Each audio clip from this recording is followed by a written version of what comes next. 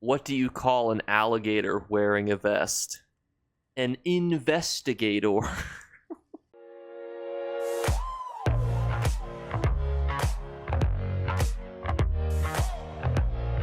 What's going on, YouTube? So today I have an event tip that goes through every single event in the entirety of the Elder Scrolls Online. It was a tip that was pointed out to me in a comment. I saw it in a dream, and I thought to myself, I wonder how many people did not know this, because a lot of people were liking and commenting how good of a tip it was, and I thought it should be something that I should highlight on an actual video because of how unique it is really to every event in ESO, and it has to do with cooldown time. So spoiler alert, that's going to be what we're talking about today.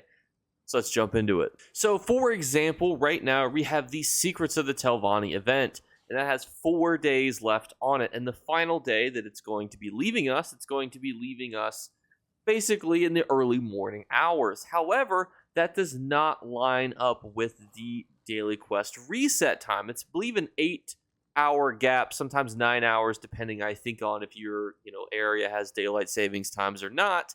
What it actually means is that you can actually get an extra event tickets or gold reward drop by doing the event on the final day of the event before it would reset for you in the morning.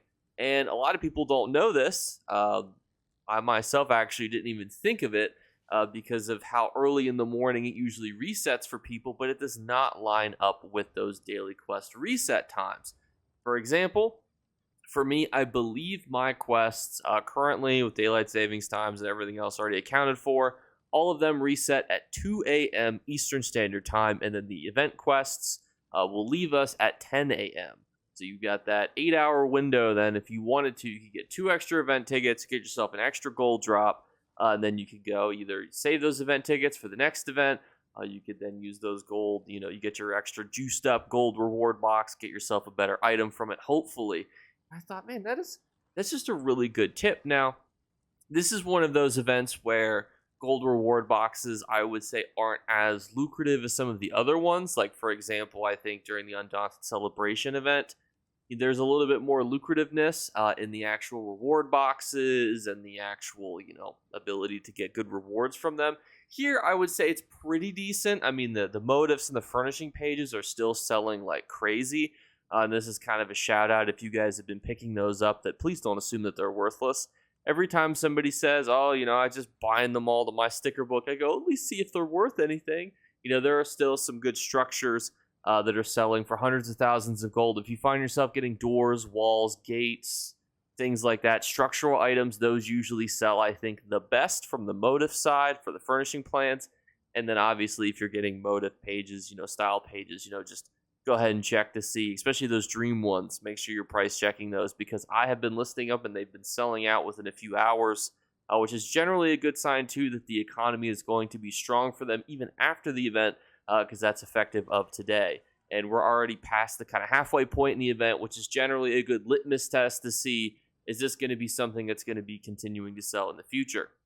But next, with the Halloween event, this could be something you want to consider too, because you want those really good chances to get some of the furnishing plans that are going to be dropping, as well as the recipes from the Halloween event are always good and always lucrative, so make sure that you're going to stock up on those in there. But overall, the actual tip itself is very simple. I wanted to make this video to kind of go over it because I was getting these suggestions from you guys, and every time you guys make a good suggestion, I need to get better about screenshotting them, because for those of you who don't know, once you reply to a comment, it's harder to actually go back and find it again, because when I sort through my comments to respond to all of you guys, I can only really sort by all of the comments or the ones that I haven't responded to.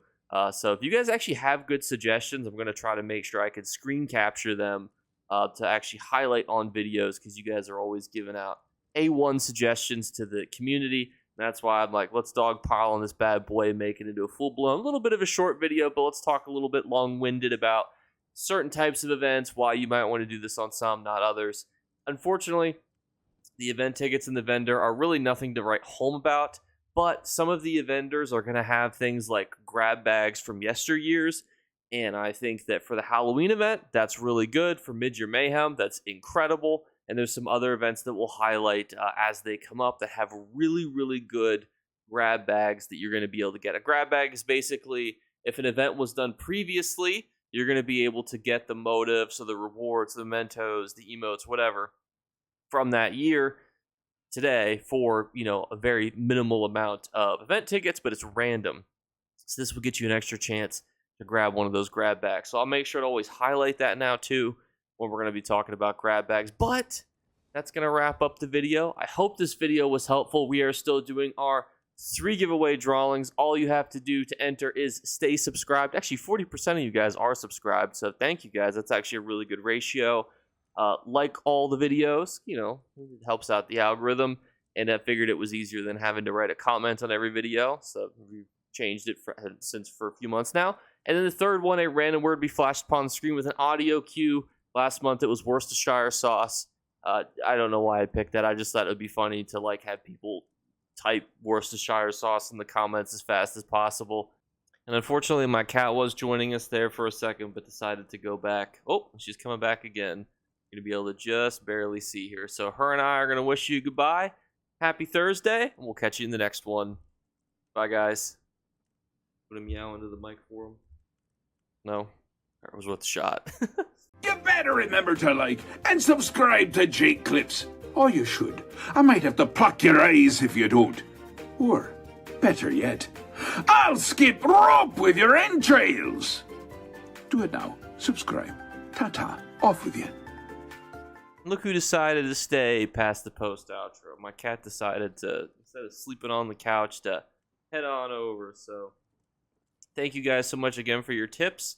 I will definitely try to be better about screenshotting them as I think to myself, man, this could be a dedicated video. Because what happens is I look at a comment and then, I'll be like, oh, it's a great comment, great suggestion. And then I'll want to come back to it and I can't find it.